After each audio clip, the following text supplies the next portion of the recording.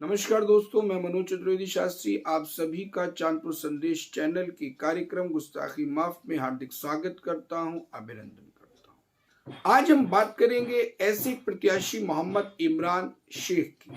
मोहम्मद इमरान शेख को भी लेकर ये अफवाहें शहर के राजनीतिक गलियारों में बहुत तेजी के साथ चल रही हैं कि मोहम्मद इमरान बहुत जल्दी बसपा यानी बहुजन समाज पार्टी में शामिल होने वाले हैं और उसका टिकट पर वो चुनाव लड़ेंगे।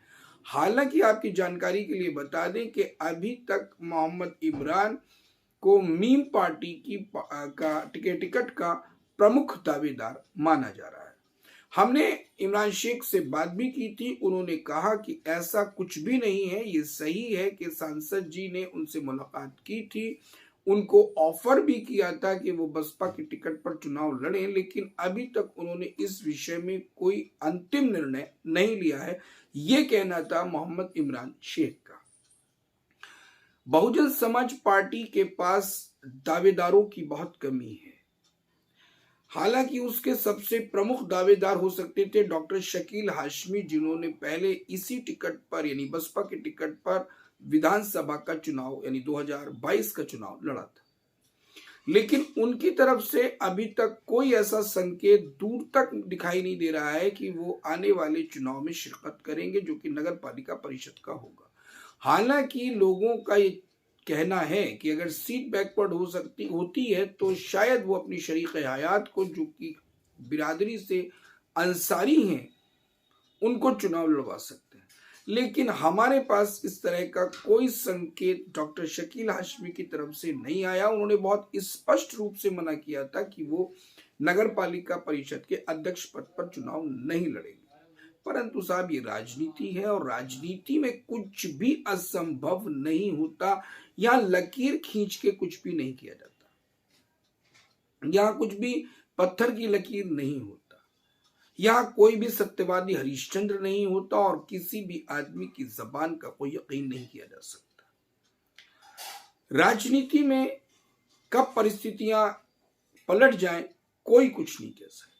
इसलिए हम ये दावा तो नहीं करते कि डॉक्टर शकील हाशमी उम्मीदवार नहीं हो सकते, लेकिन फिलहाल ये कहा जा सकता है कि ऐसे संकेत नहीं मिल रहे हैं। तो बसपा के टिकट के लिए इमरान शेख ने पहले यानी 2017 के चुनाव में भी काफी प्रयास किया था। इस बार अगर वो टिकट लेने की कोशिश करते हैं तो शायद उनको सफलता हासिल हो सकती है। दूसरी तरफ अगर वो बसपा के टिकट की तरफ जाते हैं तो मीम पार्टी का क्या होगा और मीम पार्टी के टिकट का दावेदार कौन होगा, ये बहुत बड़ा सवाल खड़ा हो जाता है। कौन पतंग उड़ाएगा, किसकी पतंग उड़ेगी, किसके हाथ में पतंग की डोर जाएगी, ये भी एक बहुत बड़ा सवाल खड़ा होता है। जरा सवाल तो बहुत सारे होते हैं राजनीति में, लेकिन एक चीज हम आपको बता दें और समझा भी दें, यदि बहुजन समाज पार्टी का टिकट इमरान शेख के पक्ष में जाता है, तब मीम पार्टी से एक ऐसी शख्सियत चुनाव लड़ सकती है, उसके लड़ने की संभावना है, जो कम से कम कई प्रत्याशियों को एक बार झटका तो जरूर दे सकती है। ये बात हम बड़े विश्वास से इसलिए कह रहे हैं कि उन्होंने खुद फोन करके हमसे ये बात कही है। कम से कम पैसे में तो वो किसी से कम नहीं है और उनके पास इतनी दौलत का भंडार है और खर्च करने की सलाहियत भी है, हौसला भी है कि वो कईयों की देग उतरवा देंगे।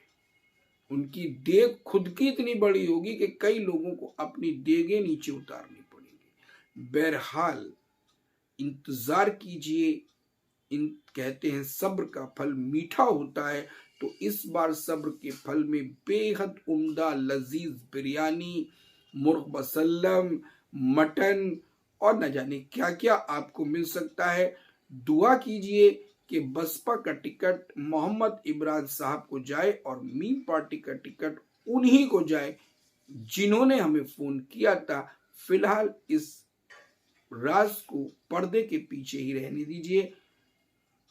राज की बात राज में ही रहना बेहतर है।